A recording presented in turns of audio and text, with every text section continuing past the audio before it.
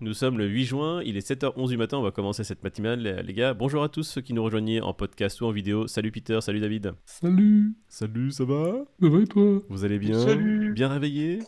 Ça va Ouais, ou ça va, quoi? ça va, ça va. Non, pas réveillé du tout et on va Non, regarder ce qui se passe sur... non.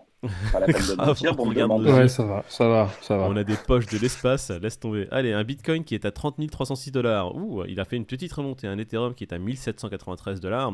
Un Bitcoin qui prend 2,57% sur les dernières 24 heures. Et l'Ethereum qui prend 2,17%. Qu'est-ce qui se passe sur le tableau général? On voit les plus grosses hausses. Le Cardano à 64 centimes qui prend 10% sur les dernières 24 heures. Le BNB à 288 dollars qui prend 2,63%. Le XRP à 39 centimes de dollars qui prend 2,27%.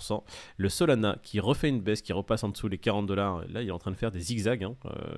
Donc, ça peut être intéressant de rentrer dedans au bon moment. 39 dollars qui prend 0,6% là. Le Solana, là, ça va. Je fais le pont du 15 juillet. Il n'y a pas de coupure prévue chez eux. Je Ça sais marche pas, plus il faudra partout. envoyer un petit message à Monsieur Solana. On va lui demander s'il a décidé de faire une grève ou quelque chose comme ça.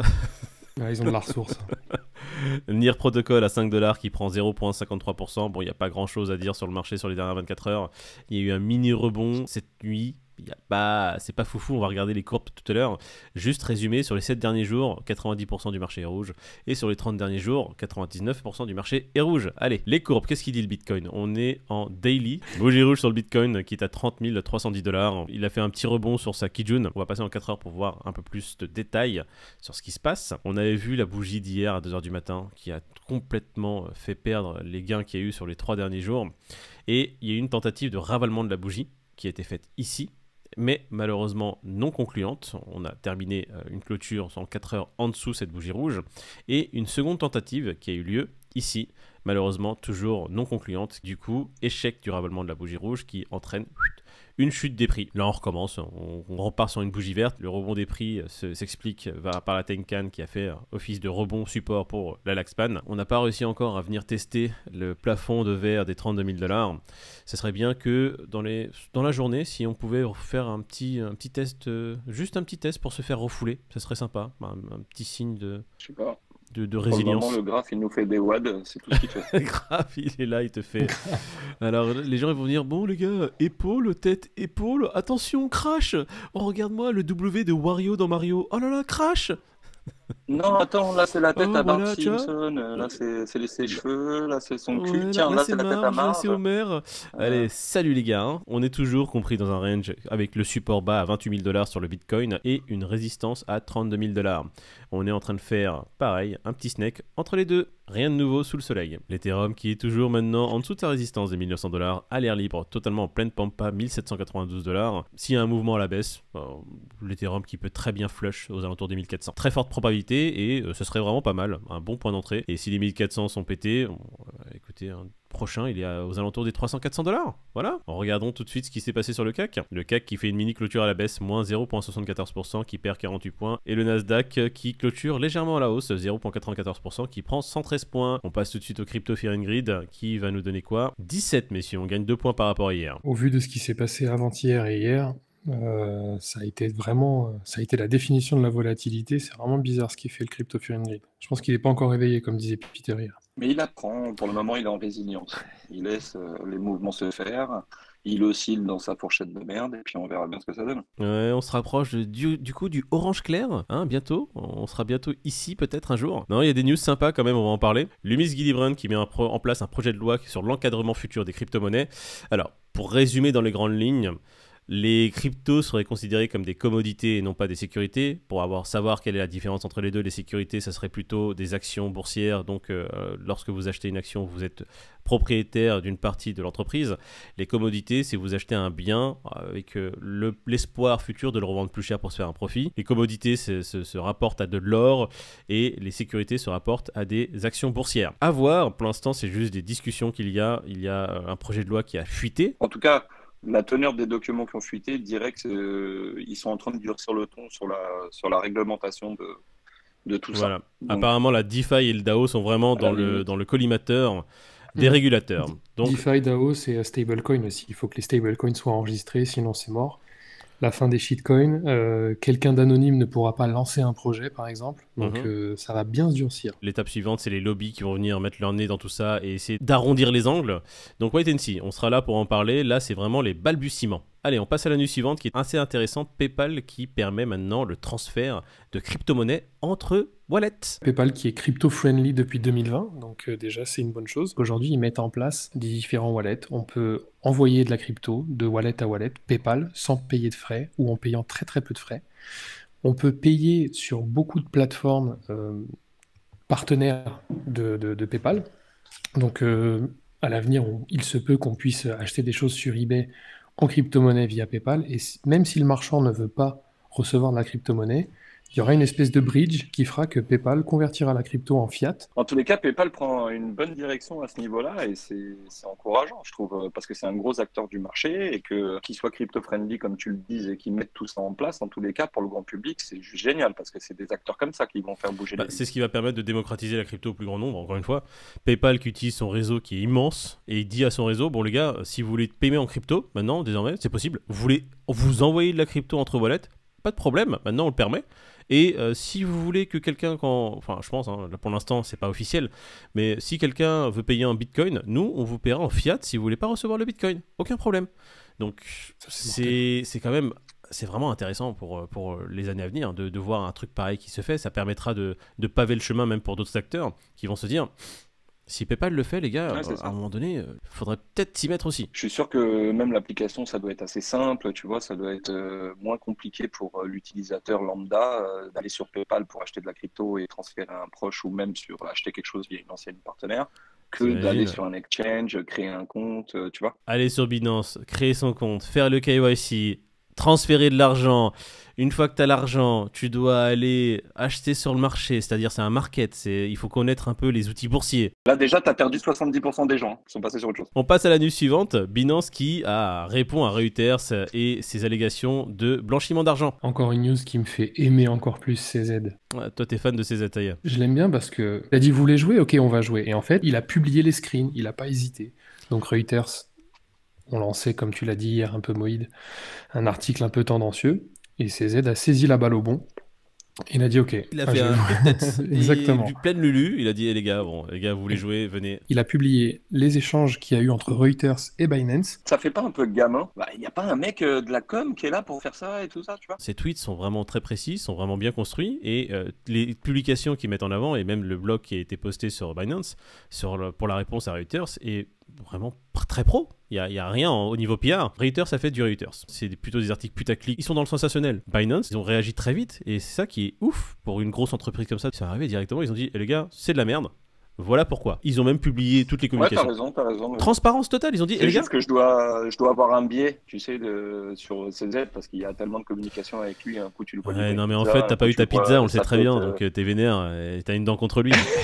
Ça, on le sait. Non, mais du coup, je pense que j'ai un biais sur lui, tu vois, entre le fait qu'il parle sérieusement pour parler de sujets sensibles, comme c'est le cas hier, et le fait qu'il parle sur de la connerie pour faire un petit peu de com. CZ, justement, dit que la blockchain est transparente, donc c'est pour ça qu'il publie tout ça et qu'il n'a aucun problème. Et juste en dessous, tu vois que les Nations Unies ont publié des statistiques montrant que 2 à 5% des exchanges, entre guillemets, de finances traditionnelles étaient trempés dans des trucs un peu bizarres, tu vois. Donc, mais juste pour terminer sur CZ, ce que j'aime, c'est que c'est un mec qui pèse des milliards et des milliards. Le mec, il est assez accessible, il n'hésite pas à répondre. T'en sais rien, ça se trouve chez lui, il n'y a que des et de la coke. Ça se trouve, c'est un gros dégène. Toute cette personnalité qui a été créée autour de CZ est construite. C'est du PR, tout simplement. C'est son équipe qui a mis ça en place. Ce côté friendly a sûrement été travaillé. C'est une stratégie. CZ, c'est un gros businessman. Il a monté une plateforme. Son but, c'est d'être le numéro 1. On l'a vu avec leur Wakanda Tour. Ils vont faire un Asia Tour. Ils vont faire des tours de partout pour être vraiment implantés déjà dans tous les pays. Il est peut-être très accessible dans la vraie vie. Ça se trouve, il l'est pas. On s'en fout complètement. On peut juste noter que le travail qui est fait dans des périodes de crise est fait correctement. On passe à la news suivante. DeFi a un risque de crash élevé sur Celsius Network. Oula. Celsius est au centre de plusieurs polémiques là, dont certaines assez importantes. Donc apparemment, ils utiliseraient à ses propres fins les actifs qui ont été déposés en garantie par leurs propres clients. Je vous laisse imaginer le risque que ça implique de faille si jamais ils venaient être attaqués demain. Donc rien que celle-là, moi déjà, elle a fait ma journée, je ne vous cache pas. Il y a aussi des régulateurs qui sont sur leur côte suite à l'absence d'informations données à leurs clients sur les risques liés à l'utilisation de Celsius et des différents produits qu'ils donnent. Comme le PSAN est en train de faire par Binance, par exemple, tu vois ce que je veux dire? C'est maintenant, aujourd'hui, le PSAN, il contrôle ça. Ça fait partie des réglementations que de bien informer ses clients. Regarde ce qui s'est passé avec Luna et Just Mining avec Asher. Crois-moi que le mec, il avait intérêt à marquer que c'était même les stablecoins, c'est dangereux et qu'il y avait un risque de perte. Bon, bah, c'est un peu le même principe sur Celsius. Voilà, c'est à eux d'indiquer les risques aux clients finaux qu'ils encourent. C'est pas le cas, c'est pas fait. Ensuite, crainte sur l'apparente fragilité de leur stratégie. Il manque beaucoup de liquidités et ils ont une insolvabilité potentielle. Donc, c'est un peu ce que j'expliquais au début avec le risque de faille s'ils commencent à se servir des collatéraux. Il y a eu la déclaration du cofondateur de Celsius qui dit que c'est pas une coïncidence et que quelqu'un souhaite faire tomber Celsius. Alors maintenant, est-ce que c'est du FUD? Est-ce que il y a vraiment quelque chose derrière tout ça? Moi, j'ai envie de dire vigilance. J'ai envie de dire, on a eu des exemples concrets il n'y a pas longtemps. L'USDT, qui aujourd'hui, on a des doutes sur ce qui est backé en dollars par rapport à chaque stablecoin USDT. On a des doutes là-dessus. Si demain, il venait à avoir une attaque concrète, je te parle d'un truc incroyable, et qui devait justement se servir de cette réserve pour backer leur USDT, ça se trouve, ils n'ont même pas les fonds. Et bien, Celsius, c'est un peu le même principe. S'ils servent des fonds des clients pour aller faire d'autres choses et que demain, ils subissent une attaque et qu'ils ont besoin de ces fonds-là pour combler. Ouais, c'est ça. Le gros problème, c'est ce que j'ai lu, c'est qu'il y en a certains qui sont bloqués pendant minimum 1 an. Donc, t'imagines, s'il y a vraiment une demande forte au niveau de retrait de liquidité sur leur network, s'ils peuvent pas l'assumer, là, il peut y avoir pas mal de soucis. On passe à la news suivante. Bitcoin, Goldman Sachs en pourparlers avec FTX pour le trading de crypto. Sam Bankman, notre ami qu'on aime bien, le petit génie, qui est en passe de faire un partenariat avec Goldman Sachs, qui n'est pas une petite banque, n'est-ce pas? Donc FTX, en gros, ce serait la possibilité d'acheter et des cryptos, donc marché décentralisé, et finance traditionnelle. Donc il y en a déjà qui le font, hein, sauf que FTX, c'est déjà un gros poids lourd de la crypto. S'il s'associe, entre guillemets, à Goldman Sachs, ça peut être un gros poids lourd de la finance traditionnelle. Et pourquoi pas, dans le futur, devenir les numéros 1, tout simplement. Goldman Sachs, qui n'est pas n'importe qui a vraiment un poids majeur. Donc FTX et Goldman Sachs, ça pourrait donner un nouveau rayonnement et à FTX et du coup aussi à Goldman Sachs. Ça ressemble à une association du mal, hein, quand même. Hein. Goldman Sachs, j'aime pas trop ce mot-là. On dirait deux entités maléfiques qui fusionnent pour en devenir une. Je te jure, on verra ce que ça donne. Allez, c'est Gogeta, frère. On va terminer les news avec Crypto.com qui lance, on va dire, un accélérateur avec 100 millions de disponibles pour développer les projets DeFi sur le Web3. Chronos Accelerator, c'est une espèce de succursale de Crypto.com qui veut se lancer dans une espèce de mécénat, en fait, et qui veulent aider ceux qui veulent lancer des projets dans le Web3 à hauteur de 100 à 300 000 $. Et c'est une bonne chose, dans le sens où Crypto.com aurait l'exclusivité du projet. Maintenant, le directeur général de Crypto.com a dit une phrase qui, moi, me laisse un peu perplexe. Il faut foncer tête baissée et il faut agir de manière agressive. Ça fait un peu YOLO, tu vois, un peu balèque. On fonce, on verra après. Donc, bon. Crypto.com, on sait que niveau marketing, ils sont très agressifs, donc à voir. La démarche est sympa en tout cas. Crypto qui fait, on va dire, une pépinière de start-up, on va appeler ça comme ça, qui donne des fonds à des projets pour se développer, ce qui est pas mal, hein. Comme ça, les nouveaux entrants qui n'ont pas forcément d'argent, qui ont besoin de fonds, pourraient demander à Crypto de les aider. Bon, bah écoutez, des news très sympas, on va clôturer la vidéo sur Crypto.com. Si vous avez apprécié la vidéo, n'oubliez pas de liker, de vous abonner, et puis messieurs, vous avez un petit mot pour la fin? Faites gaffe parce que le marché, il est bizarre. Il est qu'à 1K. Ouais, là, le marché, il y a plusieurs rumeurs. C'est compressé, ça va péter dans un sens, on sait pas trop dans lequel, mais on est là et on attend. Mais il y a des rumeurs de fous qui disent que là, le marché va péter vers le bas, que le Bitcoin va perdre 10K, etc. J'entends des rumeurs tellement folles sur le marché, donc... ouais. Bah déjà, vendredi, aux États-Unis, t'as une nouvelle sur l'inflation qui risque de faire plonger ou pas le cours. Déjà, on attend effectivement ce qui va se dire vendredi. Et de là, ça risque encore de faire un mouvement. C'est vrai, on en avait parlé hier. Une nouvelle assez majeure qui pourrait tomber vendredi après-midi. C'est une épée de Damoclès qui pend au-dessus, on va dire, des cours crypto et qui pourrait vraiment faire chuter fortement le cours du Bitcoin, apparemment. C'est ça ? Donc jusque-là, jusqu'à vendredi, les gars, on s'assoit sur nos mains, on regarde. C'est corrélé comme d'habitude, hein. Et donc si jamais effectivement ils annoncent que ce qu'ils ont mis en place c'est pas suffisant et que ça tape encore du poing sur la table, je peux vous dire que si les actions dévissent, BTC risque et les actions. Ouais, évidemment. C'est le marché primaire de toute façon dévisse. Ça m'étonnerait que le marché crypto lui part à la hausse. Ça serait un peu bizarre. Bon messieurs, très bonne journée à vous. On se voit demain matin. Salut les gars, avec plaisir. Salut, bonne journée.